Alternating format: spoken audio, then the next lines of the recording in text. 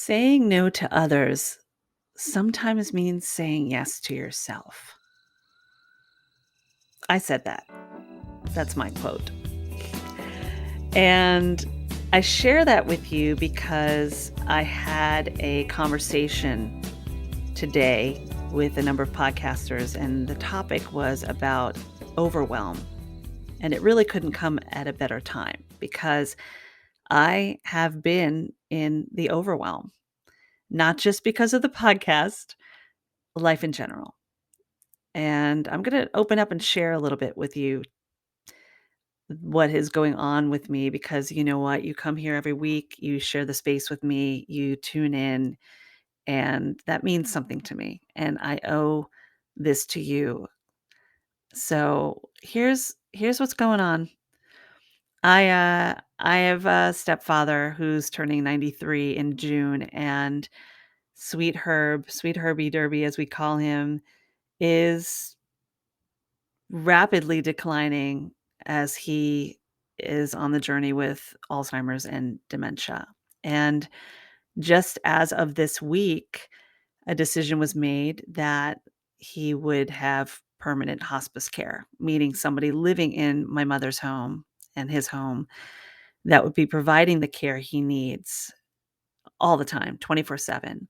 Because for the last year, there has been somebody coming in twice a week helping out. And then it moved most recently, just within the last few weeks, it moved to an overnight nurse staying with him so that my mother could get rest. My sweet 82-year-old mother, almost 82. We won't call her 82 yet.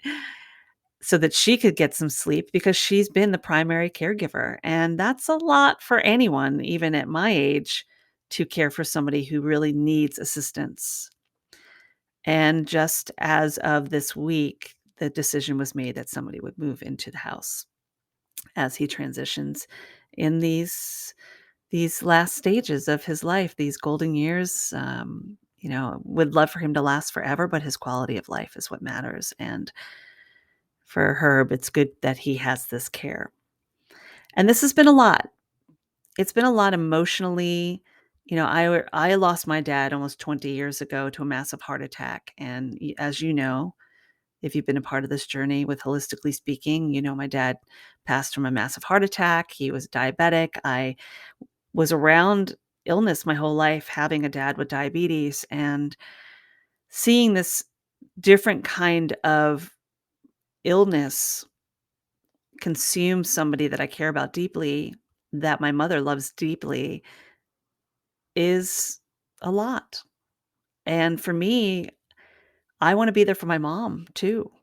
And I've been making a lot of trips back and forth to Connecticut, a couple hours away, to make sure that she has the support and she has a little space and a little time when she can, because it is very overwhelming for her as well.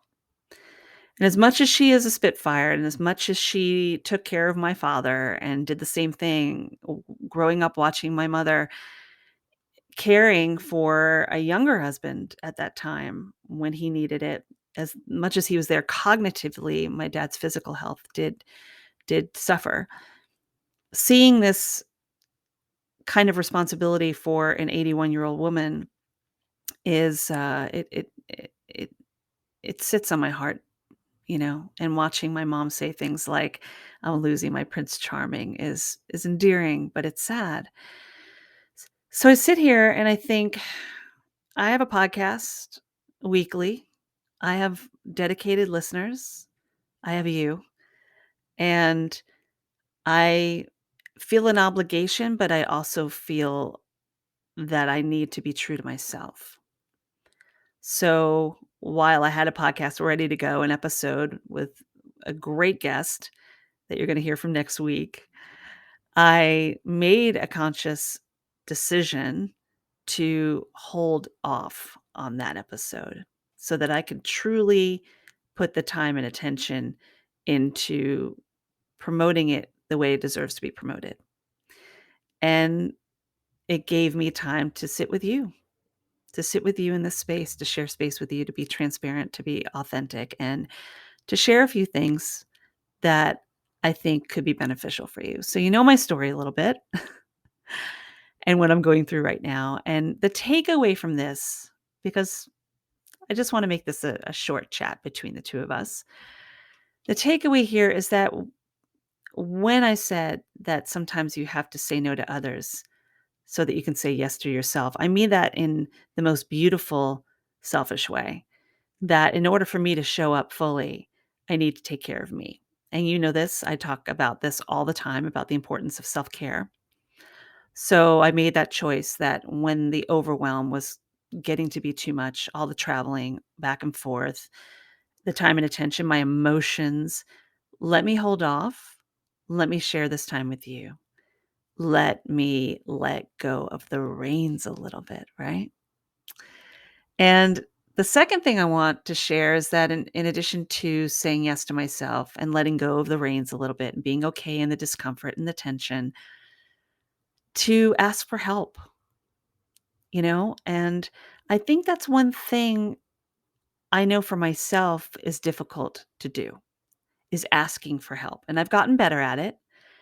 But what I realized when I reached out to people that are in my circle that I care about and that care about me, and even those that I don't know as well, when I shared with them what's going on and said, you know what, hey, I could use a little support, or maybe said nothing at all and just saw that the support trickled in regardless. People want to show up for you, the right people, the people you align with. And sometimes you just need to ask. And that's kind of leading into what our topic will be next week is that big ask, just being comfortable asking when you need something, when you need help. And we're going to go there. We're going to go there next week. But I'm going to take this time to step back for a couple days and be with myself and connect with myself and be there for my family and just know that I'm not going anywhere, but I appreciate you. Let me just end it with that. I appreciate you for wondering where I am. Where's the podcast? Where's the next episode? How's Hilary? Because I know those are the kind of people that I align with, and I know that's what Holistically Speaking is about. So when we have our own traumas and we're working to turn them into those triumphs, I know that I can rely on you to keep coming back every week and know that there's a powerful message here. So on that note, keeping it short and sweet, be kind to your mind. And yes, don't forget to laugh. Be well. I'll see you on the flip.